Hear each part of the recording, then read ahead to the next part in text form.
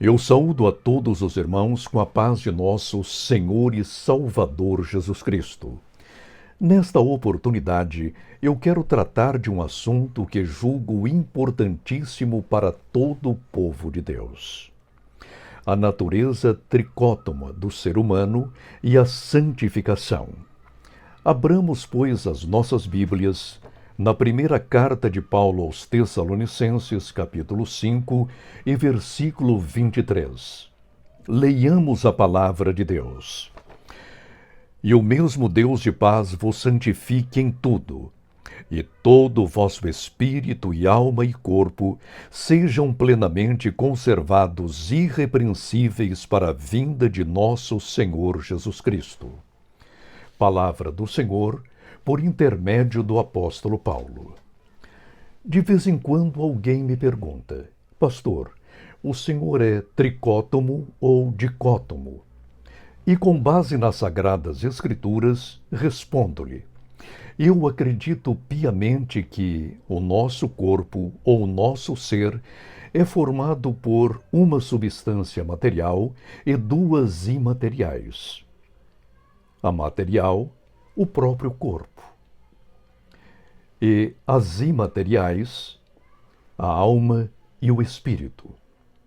Vejamos bem que a alma e o espírito, conquanto distintas, estão intimamente ligadas, são inseparáveis, e somente a palavra de Deus, por causa de sua eficácia sobrenatural, pode alcançar a junção entre a alma e o espírito. Este assunto veremos mais adiante. Mas por que este assunto, a tricotomia do ser humano, é tão importante para a nossa vida espiritual? Porque, como vimos, o apóstolo Paulo, inspirado pelo Espírito Santo, compunge-nos a sermos santos no corpo, na alma e no espírito. A nossa santificação tem de ser completa. Precisa alcançar todo o nosso ser. Santo no corpo, santo na alma e santo no espírito. Somente dessa forma haveremos de louvar e bendizer o Senhor nosso Deus. Mas por que devemos ser santos no corpo?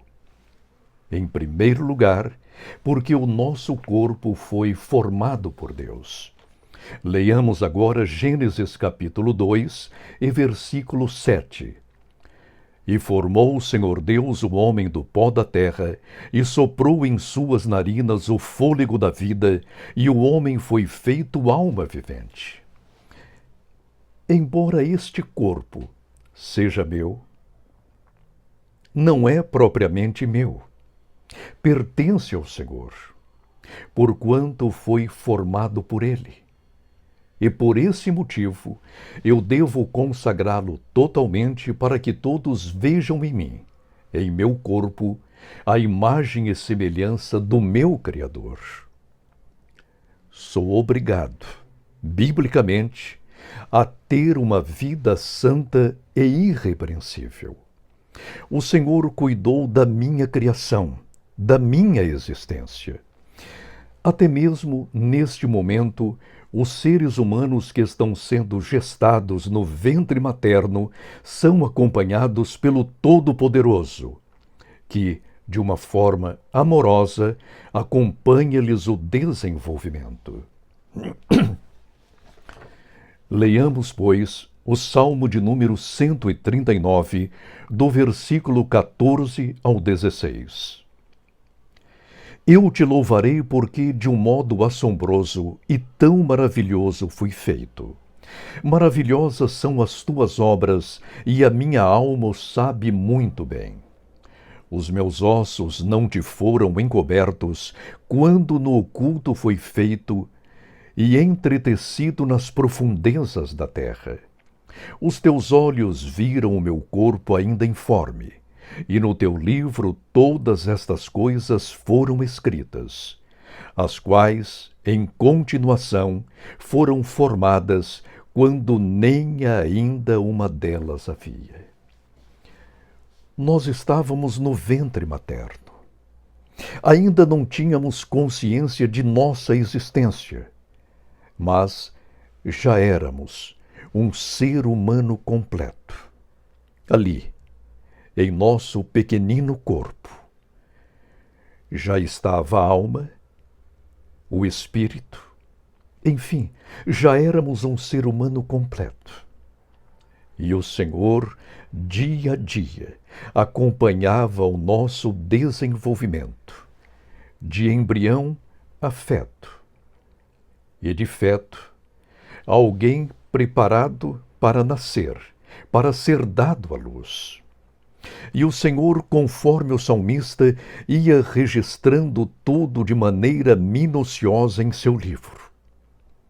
Ele acompanhava o nosso desenvolvimento porque Ele nos fez.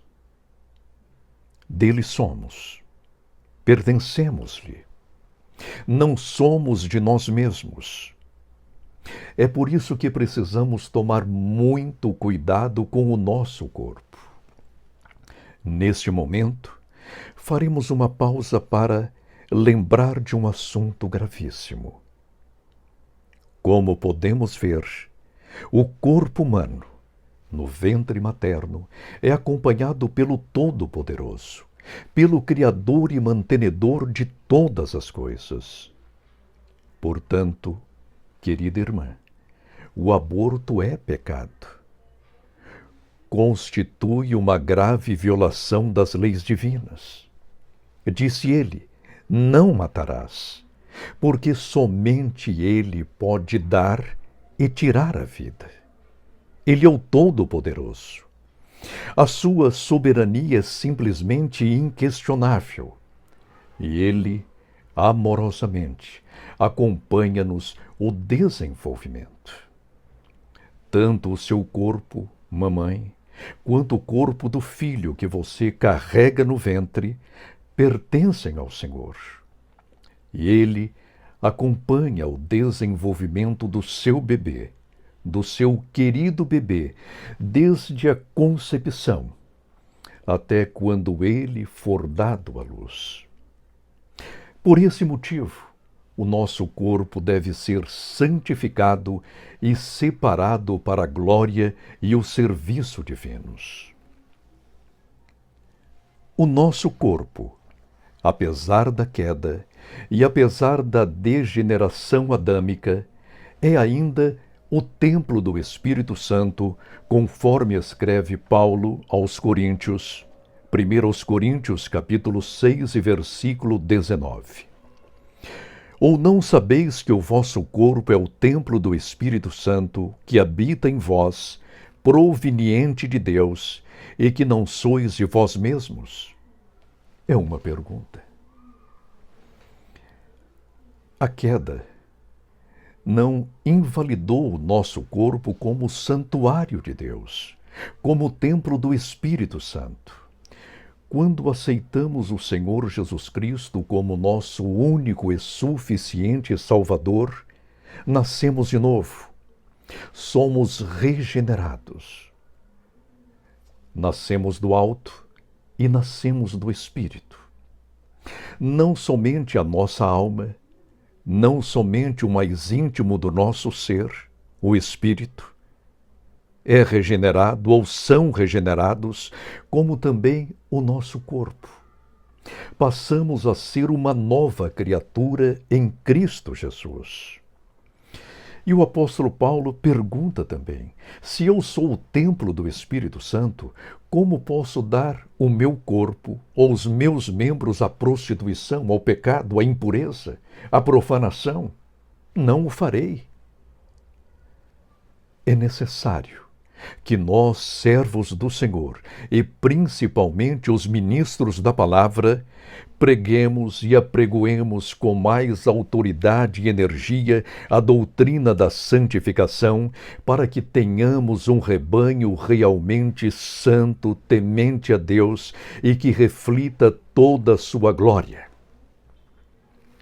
Menos do que isso é inaceitável.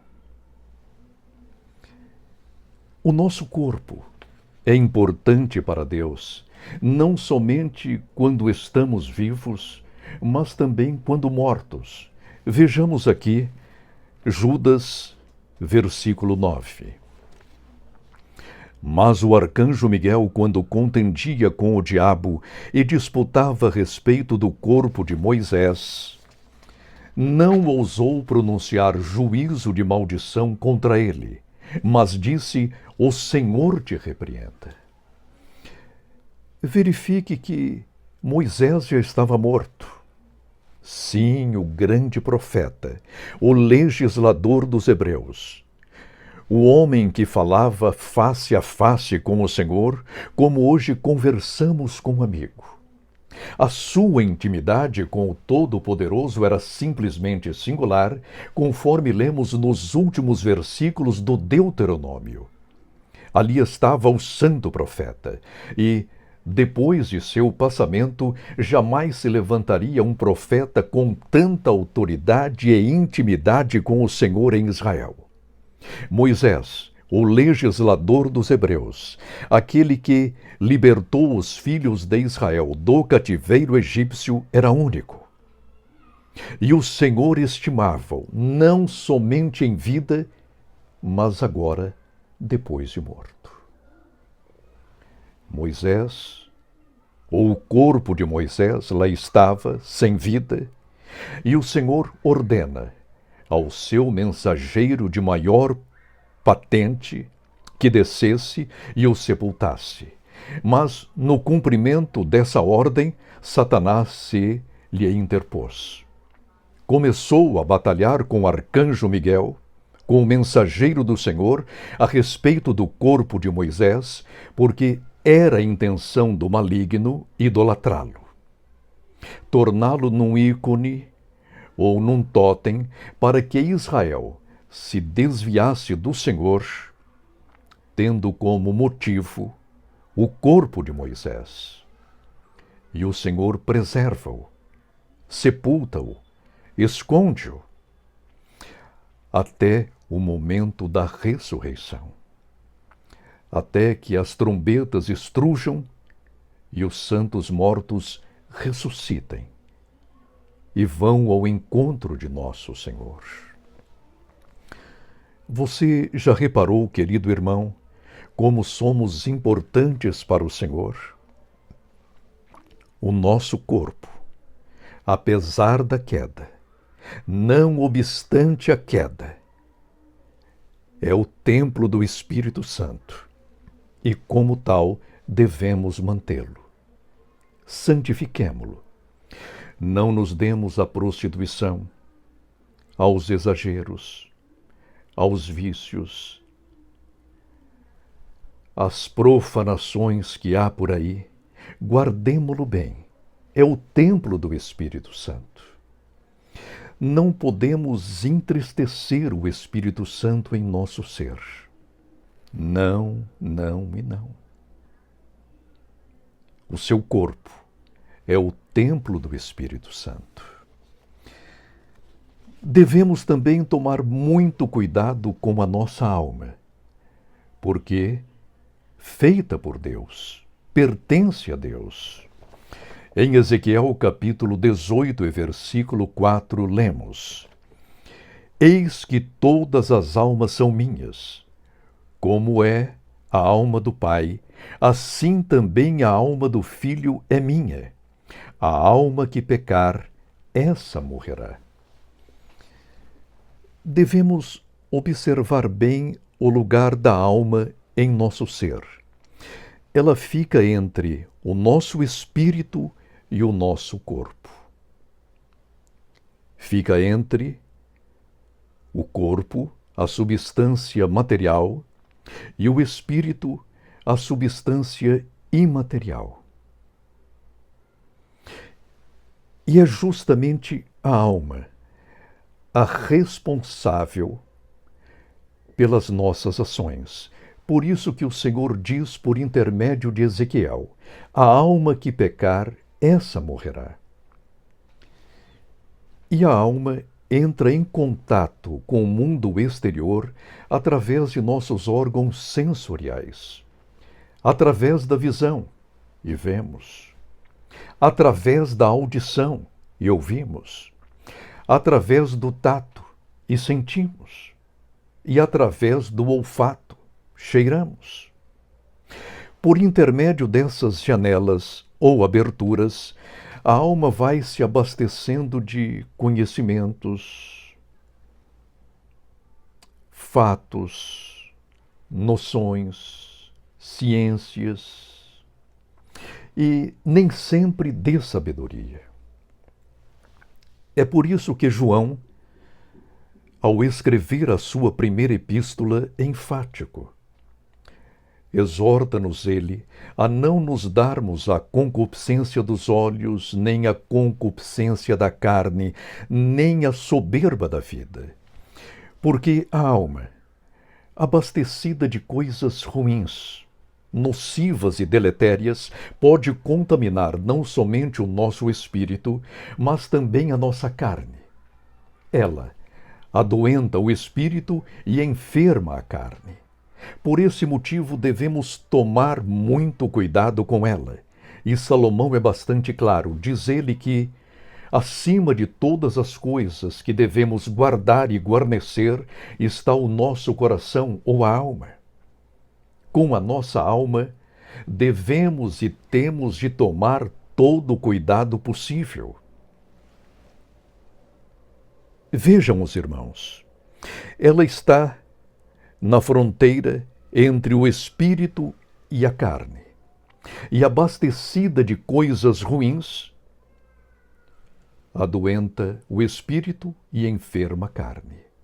Mas, se ela está abastecida de coisas boas, meritórias, ou melhor, se está abastecida da palavra de Deus, do conhecimento divino, de experiências boas com o Senhor, vamos fortalecer o espírito e a nossa carne.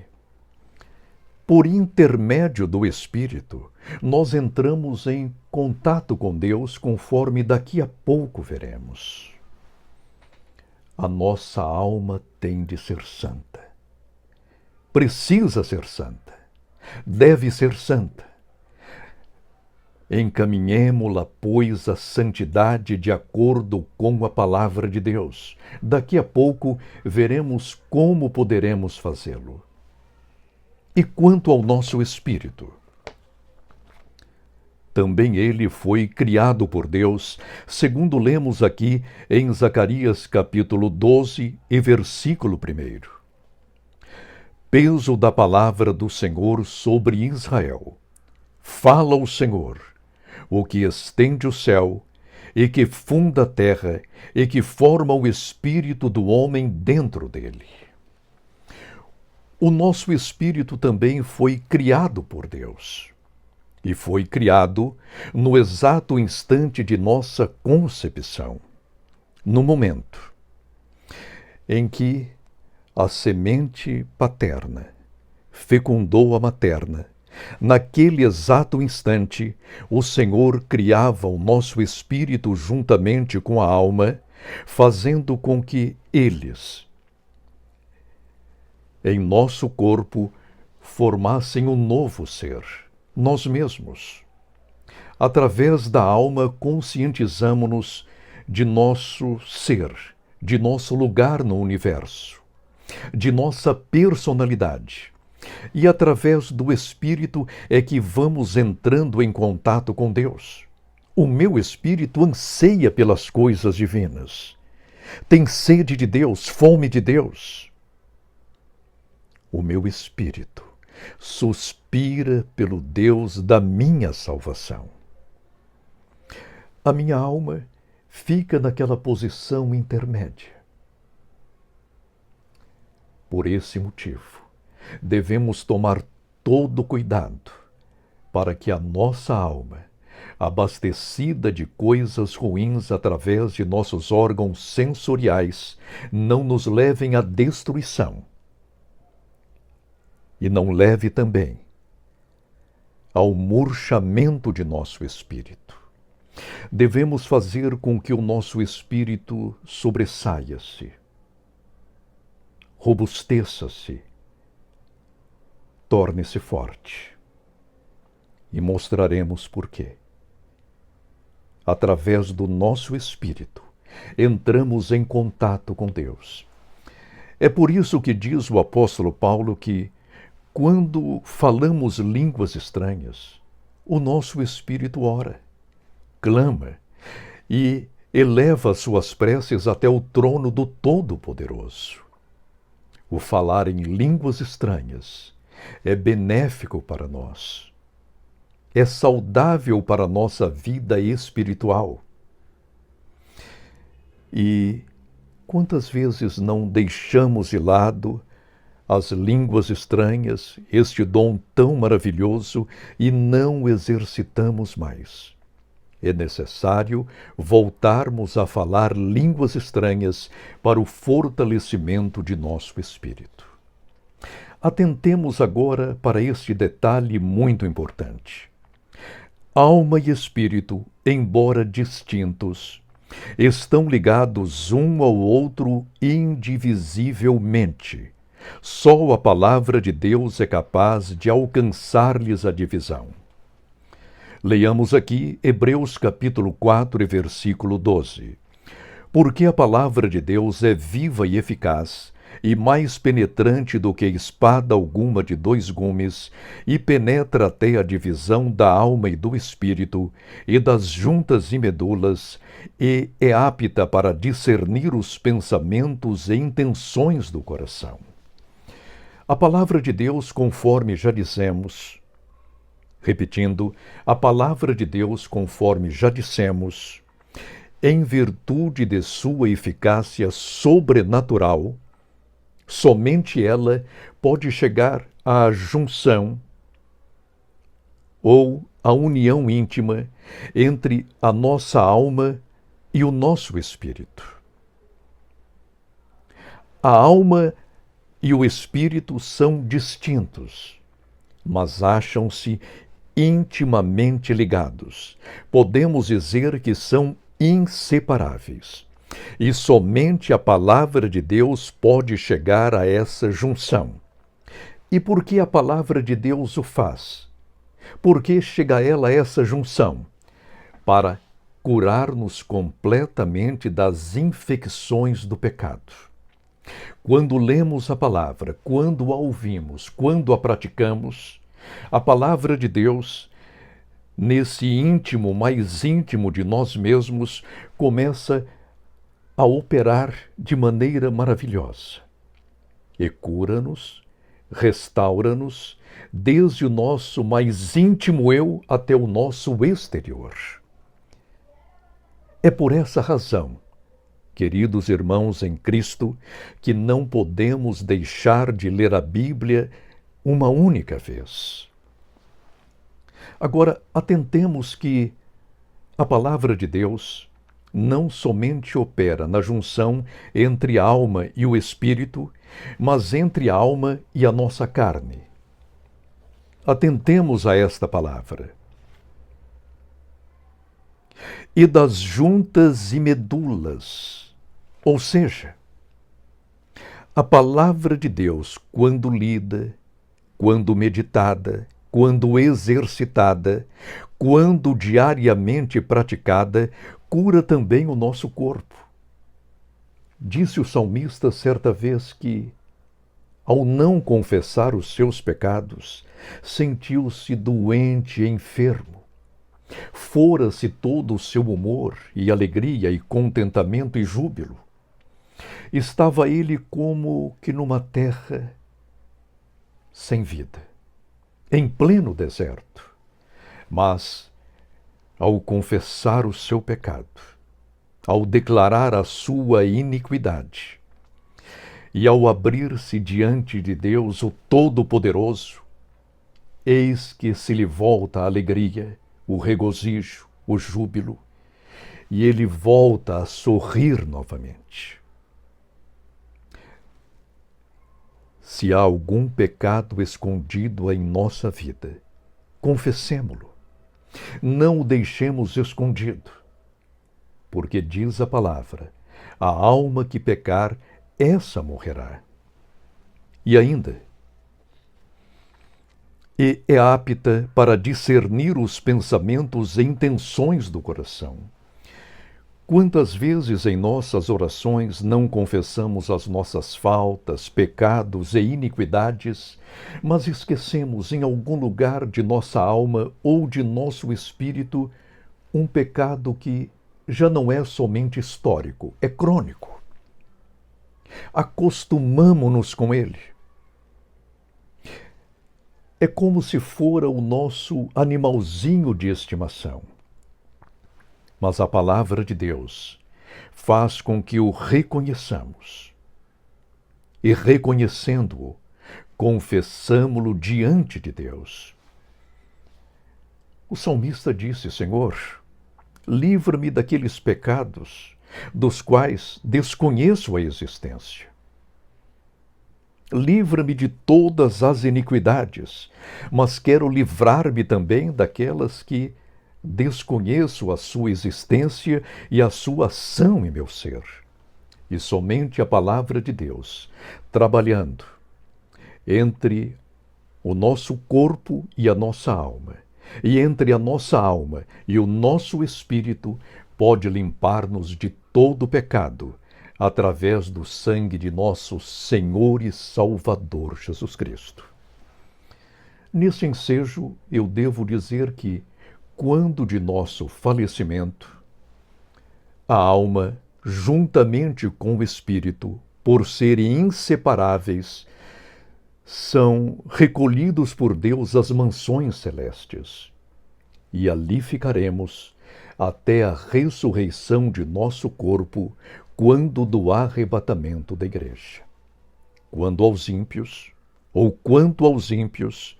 a sua alma e o seu espírito, porquanto inseparáveis, são recolhidos ao lugar de tormentos, ao inferno. E o inferno existe. Não é mitologia, não é história das carochas. Ele existe realmente.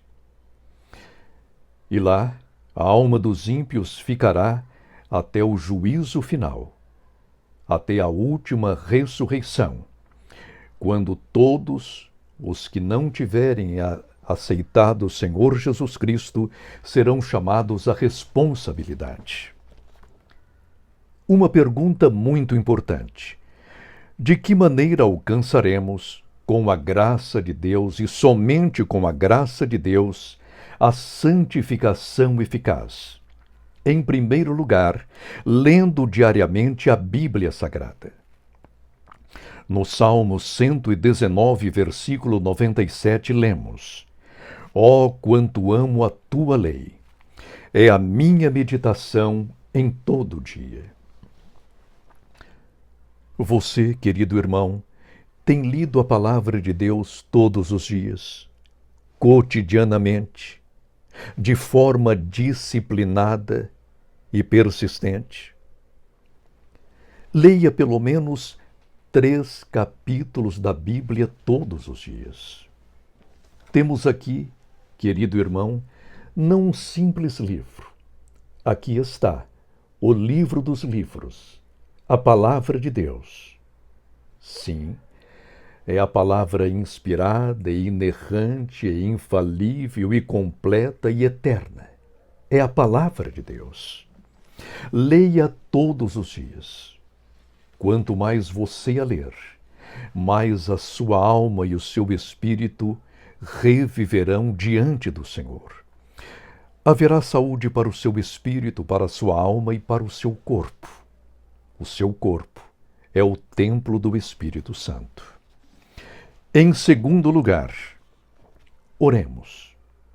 Atentemos a esses 2 conselhos do apóstolo Paulo. Orai sem cessar. 1 aos Tessalonicenses, capítulo 5 e versículo 17. Não podemos sair de casa sem orar. Eu sei que o seu cotidiano, querido irmão, é difícil, atribulado, estressante. Você tem de sair rápido de casa, porque o tempo não espera, é cruel, é um verdugo.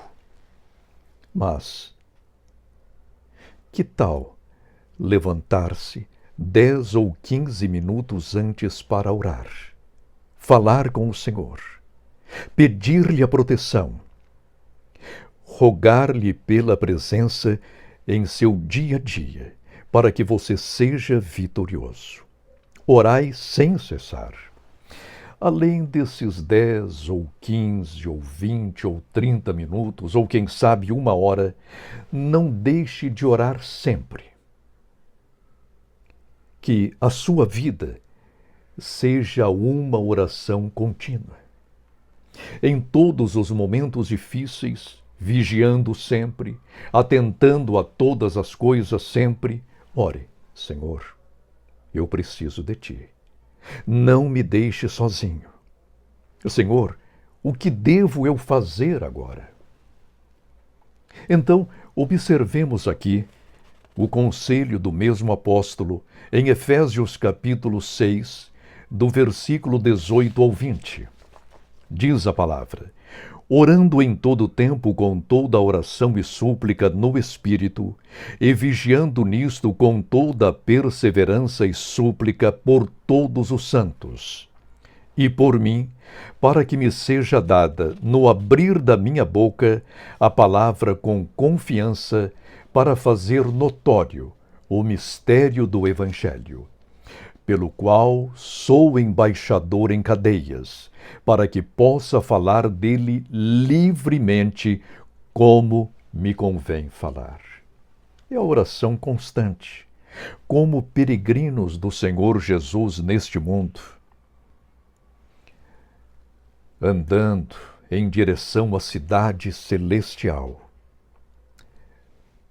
Temos de ser como aquele peregrino de John Bunyan, andando e chorando com o nosso livro, a Palavra de Deus.